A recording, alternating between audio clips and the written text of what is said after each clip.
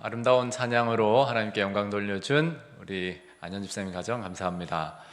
오늘 안식일은 아주 꽃밭인 것 같아요. 안교 시간부터 꽃이 넘쳐나고 특창도 꽃들도 찬양을 부르고 말씀을 전하는 이 시커먼 목사도 오늘은 꽃을 달았습니다. 이 하나님 말씀을 전한다는 건 사실 그릇이 되는 거거든요. 제가 뭐 대단한 게 아니라 그릇에 거룩한 하나님의 말씀을 담는다라고 저는 이렇게 생각하는데, 오늘은 그렇다면 그냥 모양 없는 그릇이 아니고 뭐 정도 될까요? 포트 뭐 있잖아요.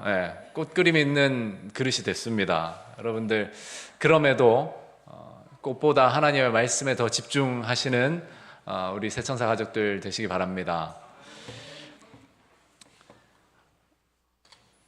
이번 주 소그룹 묵상 범위는 부조와 선지자 72장 압살롬의 반란입니다. 다음 한 주 더 묵상하면 부조와 선지자가 끝납니다. 5월 셋째 주부터는 주보 광고대로 시대의 소망을 다시 한번 묵상하게 됩니다. 혹시 책이 필요하신 분들은 리더를 통해서 목회부에 알려주시면 준비해 드리겠습니다. 이번 한 주 묵상 내용 잘들 보셨습니까? 네. 지극히 인간적인 측면으로 좀 보면 저는 두 가지를 느꼈습니다.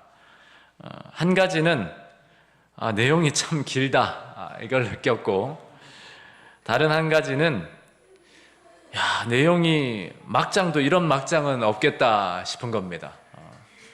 여러분, 아침 드라마는 명함도 못 내밀 만큼 정말 이 이야기가 얼마나 심각한지, 표면적으로 보면 정말로 말 그대로 막장 아닙니까? 그렇죠? 그런데 여러분, 막장이라는 말의 뜻과 유래를 아시나요? 저는 설교 준비하면서 이런저런 단어들을 사전에서 찾고 확인해 보는 걸 좋아합니다. 그렇게 하다 보면 설교의 아이디어가 떠오르기도 하고 또 자동적으로 팩트 체크가 되기 때문인데요. 막장이라는 사실 단어는 본래 탄광에서 사용되는 용어입니다. 갱도의 맨 끝부분, 더 이상 나아갈 수 없는 막힌 장소를 의미합니다. 이후에는 이 말이 비유적으로 확장되어서 어떤 상황이 도저히 지켜볼 수 없을 만큼 끔찍하거나 비정상적일 때를 가리키는 말로 사용됩니다. 그래서 흔히 여러분들이 막장이라는 말 많이 쓰시는 때가 언제죠? 막장 드라마, 막장 인생, 막장 정치, 이렇게 굉장히 부정적인 의미, 사실은 좋지 않은 말처럼 이렇게 여겨지고 있습니다. 그런데 2009년 3월 4일자, 지금부터 굉장히 오래전 이야기인데, 그때 인터넷 뉴스 기사에 이런 특이한 제목의 글이 하나 올라왔습니다. 뉴스 기사예요. 막장 단어 함부로 쓰지 말라. 이 기사는 당시 공사사장이었던 조간일 사장의 호소문이었습니다. 지금은 우리나라가 탄광이 대부분 폐광이 되어서 소수의 민영 탄광만 존재하지만 15년 전쯤 이분이 대한석탄공사의 사장으로 있을 때 이 막장이라는 단어를 함부로 사용하지 말아달라고 사회에 호소문을 올렸습니다. 그 호소문의 요지는 간단합니다. 막장은 광산에서 광부들이 만나는 광산 제일 안쪽에 있는 지하 끝부분을 말하는데, 무심코 던진 돌에 개구리의 생명이 좌우된다는 말처럼 막장에서 일한 수십만 명의 사람들에게 상처가 된다는 거예요. 결코 그 막장은 부정적인 의미가 아닌데 그 용어가 이렇게 부정적으로 사용되는 걸 굉장히 우려하는 그런 사람으로서 호소문을 올린 겁니다. 그 호소문의 전문 중에 일부를 좀 인용하겠습니다. 오늘 설교와 좀 깊은 관계가 있기 때문에. 저는 대한석탄공사의 사장으로서 이에 항의하지 않을 수 없습니다. 지금 이 순간에도 2천여 우리 사원들은 지하 수백 미터의 막장에서 땀 흘려 일하고 있습니다. 민간 탄광을 포함하면 그 수는 훨씬 더 많습니다. 본인들은 물론이고 그들의 어린 자녀를 포함한 가족들의 입장에서 막장 운운하는 소리를 들을 때 얼마나 상심하고 가슴이 아픈지 생각해 보셨습니까? 아, 그럴 수 있겠구나 이렇게 생각하면서 이어지는 내용에서 제 마음에 큰 울림이 있었습니다. 그보다 더 중요한 사실이 있습니다. 실제로 탄광의 막장에 들어가 보시면 압니다. 그것은 폭력이 난무하는 것도 아니고 불륜이 있는 것도 아닙니다. 30도를 오르내리는 고온을 잊은 채 땀 흘려 일하며 우리나라 유일의 보존 에너지 자원을 캐내는 숭고한 산업 현장이요 진지한 삶의 터전입니다. 그런 현장에 있기에 지금의 경제대국 대한민국이 있다고 우리는 자부합니다. 예, 제 마음에 굉장히 울림을 줬는데 조금 더 들어보실까요? 막장의 근무 환경은 열악합니다. 어둡고 꽉 막혀 있습니다. 그러나 그것은 결코 막다른 곳이 아닙니다. 막혀 있다는 것은 뚫어야 함을 의미합니다. 계속 전진해야 하는 희망의 상징입니다. 최일선의 생산직 사원들은 막장을 뚫어 검은 보석 같은 석탄이 쏟아져 나올 때 착탄이라고 환호합니다. 그것은 보람의 환호입니다. 앞으로 더 전진할 수 있다는 도전과 희망의 외침입니다. 여러분 이런 의미로서 막장을 알고 계셨습니까? 함부로 쓰면 안 되겠죠? 조금만 더 죄송하지만 오늘 인용이 길지만 이제 숨겨둔 마지막 말을 하겠습니다. 사전을 뒤져서 막장의 또 다른 의미를 찾아보십시오. 막장이란 단어의 막은 마지막, 즉 마제막이라는 뜻으로 맞은 맞이처럼 첫째 최고를 의미한다는 점입니다. 이렇듯 막장은 어떤 분야에서 최고의 경지에 오른 사람에게 사용되는 용어이기도 합니다. 막장은 그렇습니다. 희망을 의미하며 최고를 뜻합니다. 그러므로 드라마든 국회이든 간에 희망과 최고의 경지를 의미하는 것이 아닌 함부로 그 말을 사용하지 마시기를 바랍니다. 네, 그러면서 이분이 마지막으로 이제 타이틀처럼 이야기한 게 막장은 희망입니다. 이렇게 얘기했습니다. 이 기사를 읽는데 저도 반성을 많이 했어요. 오늘 본문 내용이 암논의 범죄와 죽음, 압살롬의 반역으로 다윗이 경험한 정말 막장이라고 할 만한 그 일련의 일들이잖아요. 그런데 이 막장의 의미를 알고 나니까 굉장히 마음이 좀 반성이 되더라고요. 그러면서 한 가지 깨달음을 얻게 됐습니다. 오늘 내용이 얼핏 보면 막장 이야기인 것 같지만 그 이야기 속에는 하나님의 긍휼과 도우심 그리고 회복시키시는 은혜가 있다는 겁니다. 말 그대로 희망의 의미로서의 막장인 것이죠. 아마 눈썰미가 좋으신 분들은 오늘 설교 제목에 한자가 붙어 있는 것을 보셨을 겁니다. 이 한자가 무엇일까요? 사실 음은 저도 한자를 잘 모르기 때문에 이제 뭐 찾아서 이렇게 적었는데 말자잖아요. 네, 근데 이걸 이제 막장 할 때 쓰더라고요. 이 한자는 막장 신앙입니다. 발음은 다르지만 이렇게 막장을 이 말장 이 한자로 씁니다. 사실 이 제목을 오늘 설교의 제목으로 사용하려다가 아무래도 이걸 주보에 올렸다가 주보만 보는 사람이 있으면 여러 사람이 오해하겠다 싶어서 제가 PPT로만 이렇게 올리는 거예요. 막장 신앙 이렇게. 저 세천사교회 담임 목사는 정말 막장 목사다 할 거 아니에요? 설교 제목도 뭐 이따위로 이렇게 적나? 여러분, 그러나 오늘 이 아까 읽은 그 호소문에서처럼 막장은 결코 부정적인 의미가 아니었습니다. 다윗의 삶도 그가 경험했던 일련의 그 일들도 얼핏 보면 막장 같지만 그 안에는 희망과 소망이 있었고 하나님의 은혜가 있었습니다. 여러분, 우리의 삶도 얼핏 보면 막장일 때가 있습니까? 여러분은 제가 잘 모르지만 제 인생은 그냥 제 스스로 이렇게 돌아보면 정말 막장일 때가 있는 것 같아요. 다윗도 항상 막장은 아니었잖아요. 제 인생도 제가 원하는 대로 잘 풀려가지 않고 자꾸 일이 꼬이고 또 저의 실수나 죄 때문에 자꾸 어려움이 닥치고 모든 것들이 정말 답답하고 막막할 때, 말 그대로 탄광의 광부들이 앞이 탁 막힌 것처럼 그런 막장을 우리가 경험할 때가 있습니다. 특별히 저는 요즘 한창 자녀를 교육하는 그 시기이기 때문에 정말 자녀 교육 문제에 있어서 제 스스로 막장을 많이 경험합니다. 얼마나 후회도 많고 또 자괴감에 빠지기도 하고 또 때로는 용기를 얻고 힘을 내기도 하고. 그러나 우리가 오늘 본문을 통해서 위로와 용기 그리고 희망을 얻을 수 있는 것은 하나님께서는 이러한 막장의 현장에서 우리로 마치 광부들이 착탄 이렇게 감격스럽게 외치듯이 인생의 진정한 보화를 발견하게 하신다는 겁니다. 그것은 바로 예수님을 우리가 그 어려움 가운데서 다시 만나고 더 깊이 경험하고 그분과 더 친밀한 동행을 하게 되는 일입니다. 그러면 오늘 본문에서 다윗은 어떻게 그런 끔찍하고 고통스러운 일들 가운데서 특별히 자신의 죄가 불러온 그 일련의 사건들을 경험하면서 깊은 죄책감과 좌절의 순간에서 희망과 소망을 발견할 수 있었을까요?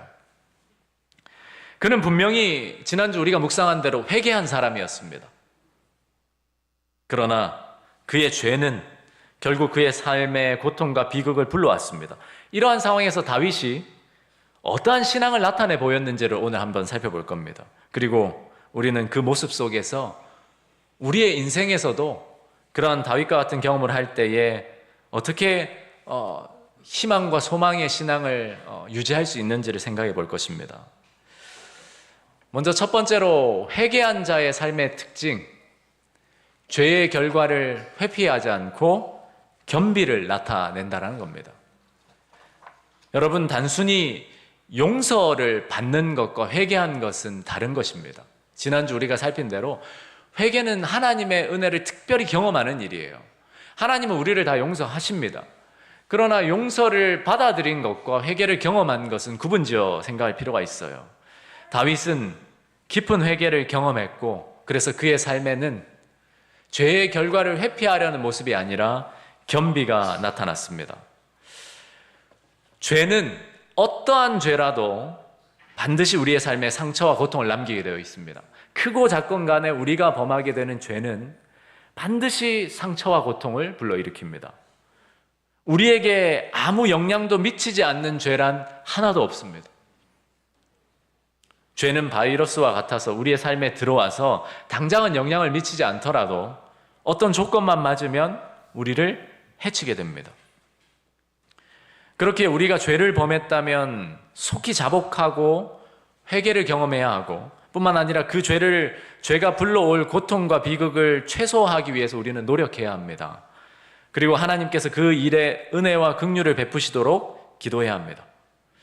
그럼에도 그 죄의 결과가 또 영향이 우리에게 닥쳤을 때, 회개한 우리에게 여전히 그 죄의 결과가 이르러 올 때 우리는 그것을 회피하려 해서는 안 됩니다.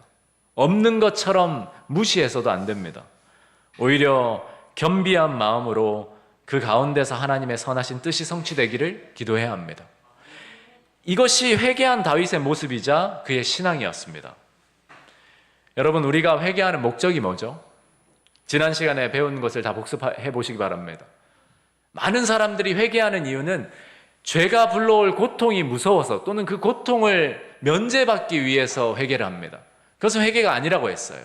회개란 것은 죄 자체를 슬퍼하고 그 죄를 버리는 일이에요. 그리고 그 죄가 불러일으키고 야기시킨 그 죄의 결과를 회피하려 하지 않는 것이 회개의 모습이었습니다.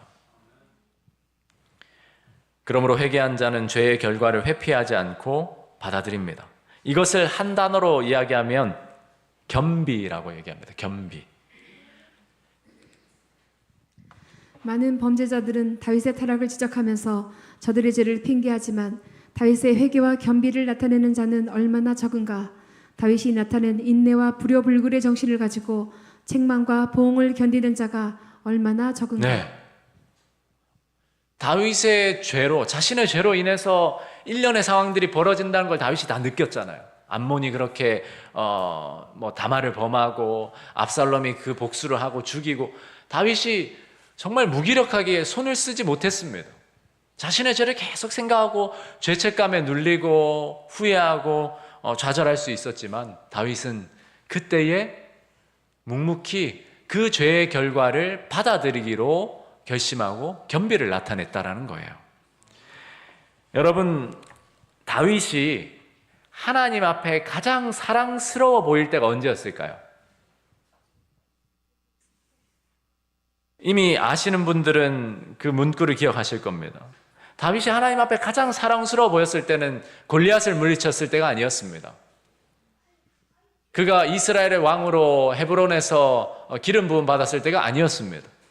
전쟁에서 승리할 때도 아니었습니다.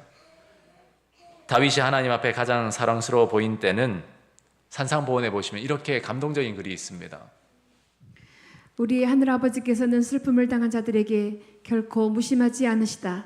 다윗이 감람산에 올라가 머리를 가리우고 맨발로 울며 행할 때 주께서는 동정어린 눈으로 그를 보고 계셨다.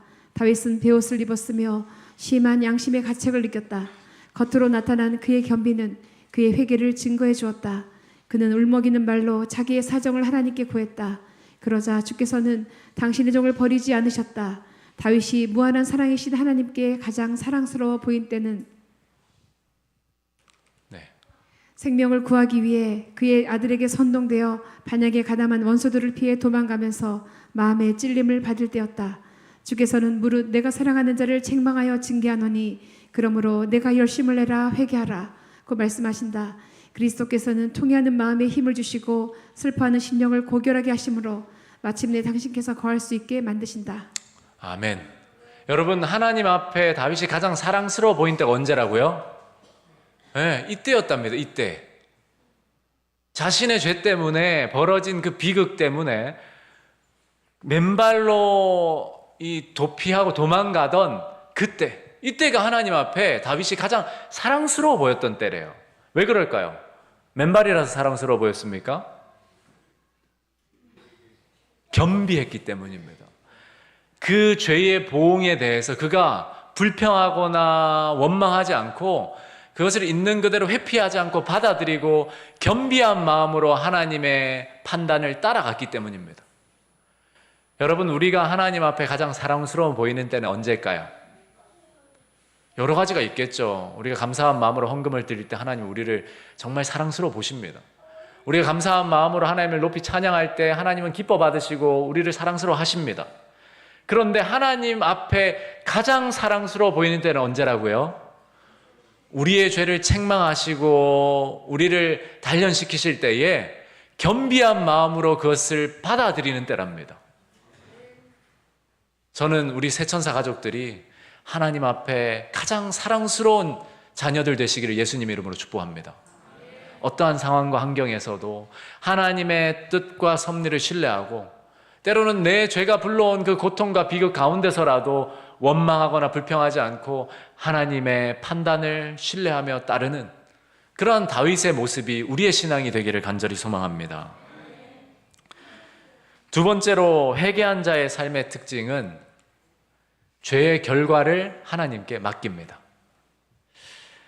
다윗은 그가 이렇게 예루살렘 성에서 도피하고 도망 나올 때 다윗을 여전히 섬기고 그에게 충성하던 많은 사람들이 다윗을 따라 나왔어요. 그런데 조금 시간이 흐른 다음에 누가 왔냐면 사독과 레위 사람들, 그러니까 제사장들이 무엇을 메고 왔죠? 언약궤, 법궤를 메고 나왔습니다. 하나님의 임재의 상징이 있는 그 법궤를 메고 나왔어요. 그때 여러분이 묵상한 대로 다윗이 용기를 얻었다고 했잖아요. 그 법궤는 희망의 상징이었고 하나님의 임재였으니까. 그래서 그 법궤와 함께 다니면 사람들이 다윗을 더 신뢰하게 되고 왕권이 여전히 다윗에게 있다는 것을 나타낼 수 있는 중요한 상징이었어요. 그런데 다윗이 그 법궤를 보고 잠시 그렇게 생각했지만 어떤 판단을 내렸습니까? 다시 법궤를 예루살렘 성으로 돌려보냈습니다. 왕이 사독에게 이르되 보라 하나님의 궤를 성읍으로 도로 메어 가라. 만일 내가 여호와 앞에서 은혜를 입으면 도로 나를 인도하사 내게 그 궤와 그 계신들을 보이시리라. 그러나 그가 이와 같이 말씀하시기를 내가 너를 기뻐하지 아니한다 하시면 종이 여기 있사오니 선이 여기시는 대로 내게 행하옵소서 하리라. 네, 다윗이 그냥 자기 생각과 방법대로 법궤를 자기에게 꼭 있게 하고, 그래서 사람들을 다시 백성들의 민심을 돌이키게 하는 그런 계획을 세웠던 것이 아니라, 이것이 하나님이 허락하신 일이라면 하나님 판단에 온전히 내가 모든 걸 맡기겠다고 한 거예요. 그 죄의 결과까지도 하나님께 맡긴 거예요. 하나님이 나를 기뻐하셔서 회복시켜 주시면 감사하지만, 만약 하나님이 그렇지 않다 하시더라도 하나님의 판단에 내 운명을 두겠다라고 결심한 거예요. 여러분, 이것이 회개한 자의 특징입니다. 회개한 자의 삶에 나타나는 모습입니다. 그러니까 이렇게 해야 된다는 것이 아니라, 우리가 진정한 회개를 경험하면 우리의 삶에서 이러한 모습이 나타나게 되어 있는 거예요. 그러니까 이러한 모습이 나타나지 않을 때는 우리의 회개를 점검해 볼 필요가 있는 겁니다. 물론 진심으로 회개한 이후에 우리는 죄의 결과까지도 하나님께 모든 것을 맡기는 선택까지 나아가야 합니다. 이후에 한 가지가 더 있죠. 시므이라는 사람이 다윗이 도망가는데 어떻게 했습니까? 평소에는 말도 제대로 못 붙일 백성이, 그 사람이 다윗이 도망가는 걸 보고 저주하고 욕을 했습니다. 너 죄 때문에 그런 일을 다 경험하는 거야. 넌 하나님이 버리셨어. 돌을 던졌어요. 그러다 보니까 다윗 주위에 있던 충성스러운 군사들이 열이 받아서, 아니 이 죽은 개 같은 사람이 이런 표현을 하면서 단칼에 제가 베어버리겠습니다 이야기했잖아요. 그때 다윗이 어떻게 했죠? 그냥 두라고 했습니다. 왜요? 그것도 하나님이 허락하셨기 때문에 일어나는 일이다. 여러분, 다윗의 신앙이 얼마나 철저한 회개에 기반된 신앙인지를 여기에서 우리는 현저히 보게 됩니다. 때로 우리가 범한 죄나 우리의 과거에 우리가 행한 그릇된 일들 때문에 현재 우리에게 찾아오는 고통이 있을 수 있어요. 비극이 있을 수 있습니다. 저도 보니까, 이 자녀를 교육하다 보니까, 이전 시점에 그때 이렇게 했어야 되는데 이렇게 하지 못해서 지금 굉장히 후회가 되는 부분들이 많아요. 그러한 일들이 있을 때 한 마음에는 자꾸 불평하는 마음이 생기고 원망하는 마음이 생기고 자책하고 점점 스트레스를 받고, 그러나 여러분, 진정으로 회개한 자의 삶에는 그 모든 결과, 아프고 후회되고 정말 찔리는 그 결과까지도 하나님께 모든 것을 의탁하는 믿음이 나타난다는 것입니다.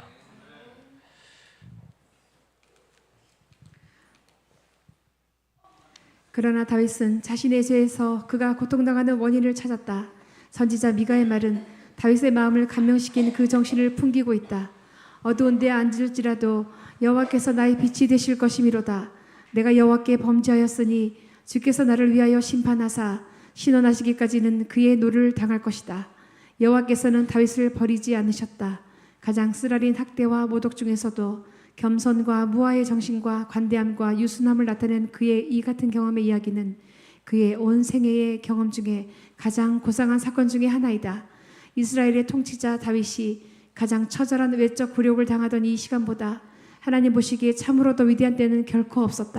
예, 앞서 우리가 하나님이 가장 사랑스러워 하시던 때, 다윗이 가장 사랑스러워 보이던 때, 그때와 같은 맥락의 이야기입니다. 여러분, 우리가 하나님 앞에 언제 가장 사랑스러운 사람으로 설 수 있다고요? 겸비할 때. 하나님이 우리의 죄를 책망하시고 또 그 죄의 결과를 하나님의 섭리를 따라 당하게 하실 때, 우리의 유익을 위해서, 그때 우리가 하나님 앞에 겸비하면 하나님은 가장 우리를 사랑스럽게 보신다라는 거예요. 그리고 가장 처절한 굴욕, 외적으로 보면, 사람들이 보면 가장 다윗이 비참해 보일 때 하나님 앞에는 다윗이 어땠다고요? 위대해 보였다라는 거예요. 여러분, 저는 우리 새천사 가족들이 위대한 성도들 되기를 예수님 이름으로 축복합니다. 우리 각자 죄 없는 사람은 없습니다. 그 말인 즉슨 죄로 인해서 고통당하지 않는 사람이 없다라는 겁니다.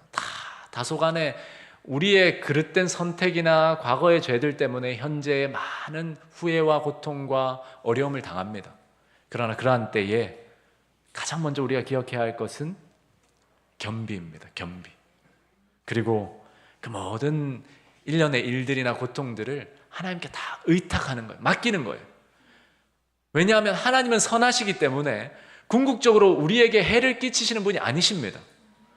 그 신뢰의 믿음을 기르는 것은 훈련이 필요하죠. 믿음은 어디에서 나옵니까?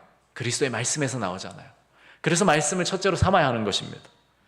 여러분, 저는 우리 새천사 가족들이 정말 위대한 성도들, 하나님 앞에 가장 사랑스러운 성도들 되기를 다시 한번 예수님 이름으로 기도합니다.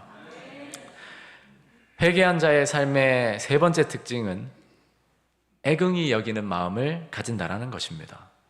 여러분이 아는 것처럼 자신을 죽이려 했던 그 아들, 자기의 다른 아들을 살해했던 그 아들, 정말 패역한 그 아들이 응당의 대가를 치렀는데 다윗이 어떻게 했죠? 슬퍼했습니다. 왕의 마음이 심히 아파 문 위층으로 올라가서 오니라. 그가 올라갈 때 말하기를 내 아들 압살롬아, 내 아들 압살롬아, 차라리 내가 너를 대신하여 죽었다면 압살롬 내 아들아 하였더라.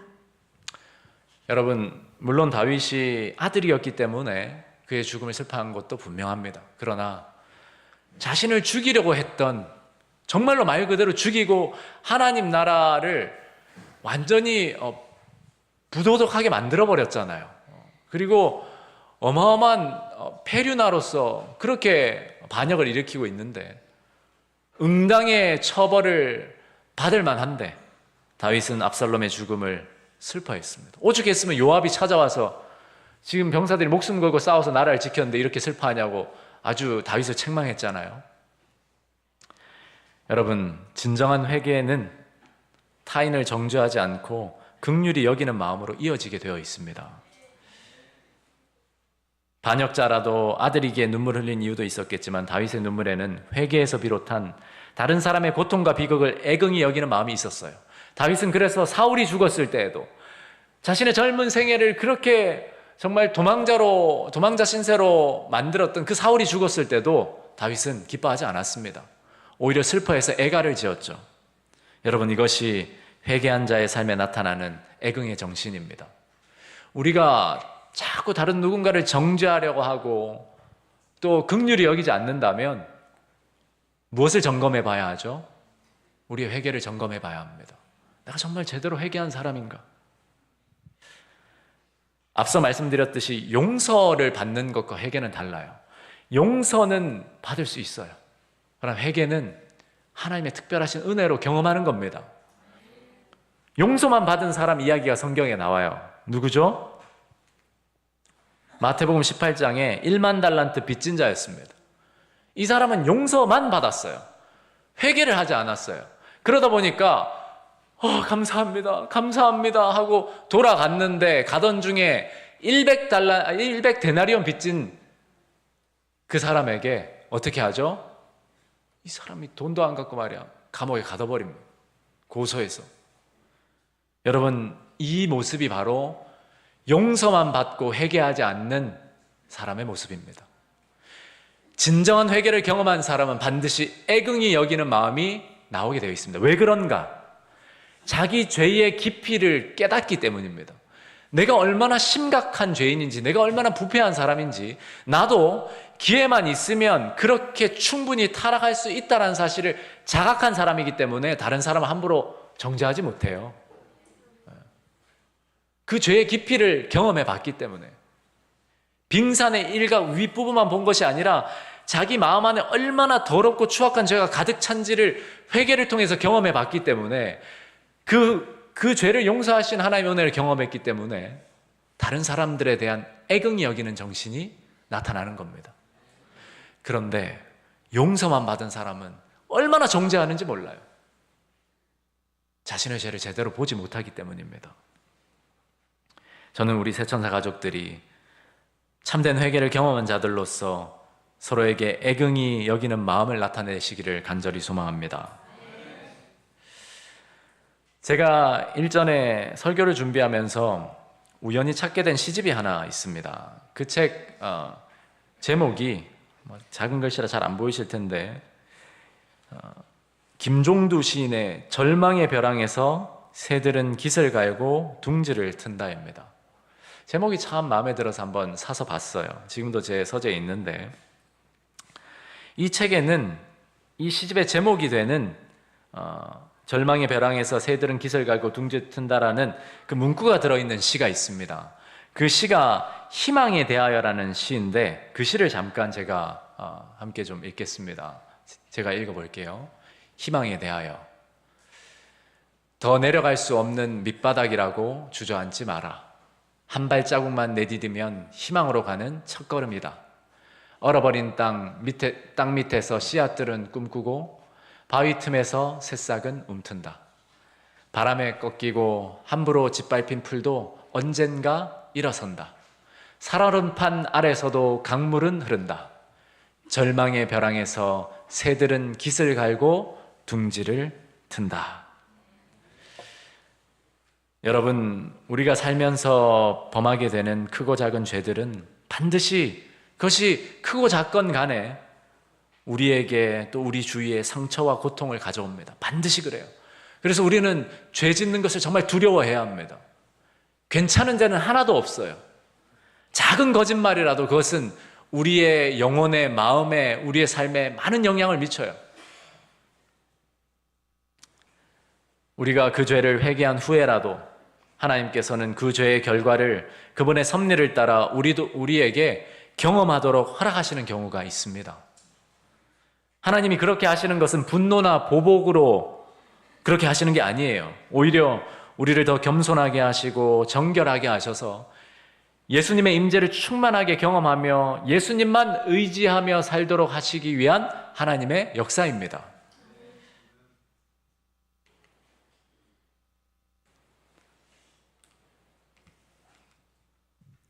그러나 다윗으로 하여금 겪게 하신 그 경험을 통하여 여호와께서는 당신께서 죄를 허용하시거나 묵인하실 수 없으심을 나타내셨다. 그리고 다윗의 역사는 또한 하나님께서 죄를 처리하시는 크신 목적을 우리로 알 수 있게 하며 비록 가장 침울한 형벌을 통하여서도 당신의 은혜와 자비의 목적을 성취하신다는 것을 우리로 알 수 있게 하신다. 하나님께서는 다윗을 회초리 아래로 지나가게 하셨으나 그를 멸하시지 않으셨다. 풀무는 정결하게 하기 위함이지 태워 없애버리기 위함이 아니다. 네, 여러분, 우리에게 벌어지는 일들은 목적 없이 일어나지 않습니다. 왜냐하면 우리의 아버지 되시는 하나님께서 그 일들을 주관하고 계시기 때문입니다. 비록 고통스럽고 낙심이 되고 좌절이 될 수 있지만 하나님께서 그 상황을 다 보고 계시고 주관하고 계세요. 저는 그래서 우리 새천사 가족들이 무엇보다 먼저는 다윗과 같이 참된 회개를 경험한 자들이 되기를 소망합니다. 그리고 회개한 자들로서 회개한 자의 삶을 나타내기를 간절히 소망합니다. 때로는 인간적인 눈으로 볼 때 과거의 우리의 죄 때문에 우리의 인생이 막장 인생처럼 느껴질지도 모릅니다. 그러나 설교 서두에 탄광의 광부들이 막장을 만났을 때에 어떻게 했습니까? 그 막장 가운데서도 희망을 발견하지 않았습니까? 착탄! 거기에 정말 가치 있는 보화를 발견했듯이 우리도 인생의 막막한 가로막힌 그 막장 가운데서 참된 보화 되시는 예수님을 발견해야 합니다. 다시 만나야 합니다. 예수님 없는 삶이야말로 세상이 말하는 막장입니다. 그러나 우리 인생의 절망의 벼랑에서 예수님은 십자가의 둥지를 트시고 그곳에서 우리로 거룩의 생애의 깃을 갈도록 인도하십니다. 그러므로 죄의 결과를 회피하지 않고 겸비한 마음으로 그 모든 것을 하나님께 맡기고 서로를 애긍히 여기며 살아갈 때 하나님께서는 절망의 벼랑에서도 우리로 하여금 깃을 갈고 둥지를 트는 거룩한 생애로 인도하실 것입니다. 저는 우리 모든 새천사 가족들이 다가오는 한 주와 앞으로 우리의 인생의 삶 속에서 참된 회개를 경험한 자들의 삶을 살아내시기를 예수님 이름으로 축복합니다. 그리고 어떠한 그 낙담되는 상황이나 어려운 상황이 닥칠지라도 정말 절망의 벼랑 끝에 몰릴지라도 예수 그리스도와 함께라면 그곳에서 다시금 둥지를 트고 깃을 가는 그러한 거룩한 생애가 일어날 수 있음을 신뢰하시기 바랍니다. 그렇게 할 때 우리의 인생은 결코 막장 인생이 아니라 희망과 소망의 인생이 될 것입니다. 이러한 생애를 저와 여러분들이 다가오는 한 주에 풍성히 경험하게 되시기를 예수님 이름으로 기도합니다. 이 시간에 우리 받은 말씀을 가지고 함께 은혜를 나누도록 하겠습니다. 서로 말씀을 나누시고 서로 결심해 주시면 감사하겠습니다.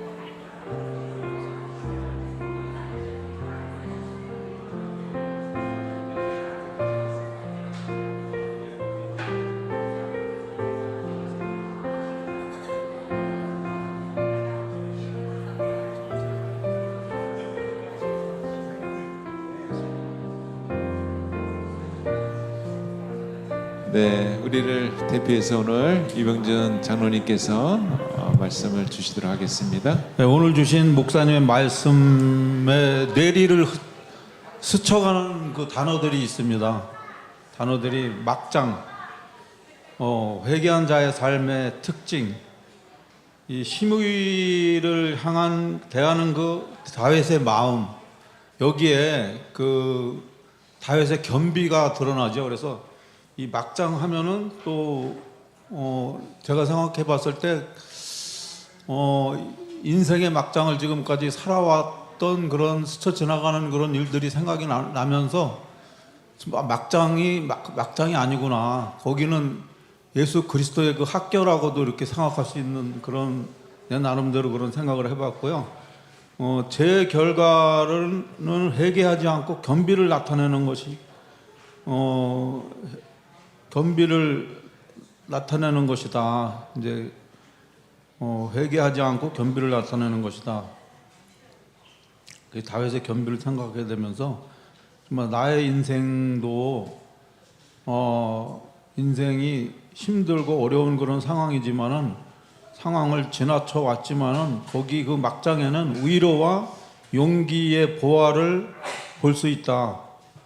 그래서 제 결과를 하나님께 맡기면서 하나님께 그 모든 것을 의지할 수 있는 그런 내가 되고, 그래서 결과적으로는 겸손하고 겸비한 내가 돼야 되겠다라는 것이 그 여기 시무 여러 가지 그 결과가 나와 있지만은 시무이를 대하는 그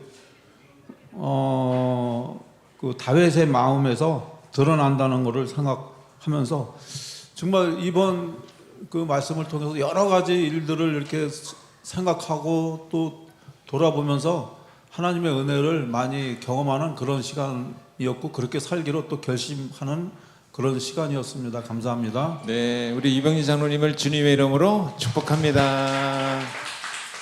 네, 헌금하시는 시간입니다.